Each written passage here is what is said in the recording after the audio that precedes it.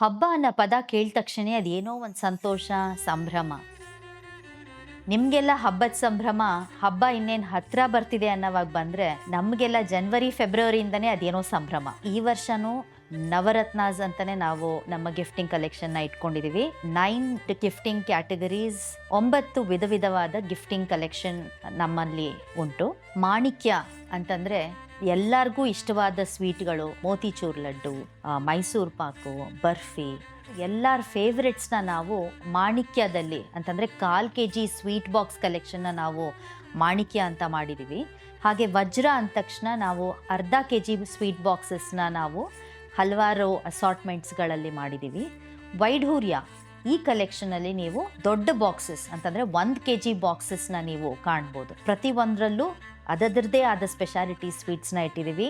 Sweet plus ಖಾರ ಬಾಕ್ಸ್ಗಳು ಕೂಡ ಇದೆ. ಸೊ ನಿಮ್ಮ ಫೇವ್ರೆಟ್ ಯಾವುದು ನೀವೇ ಆರಿಸ್ಕೊಳ್ಳಿ.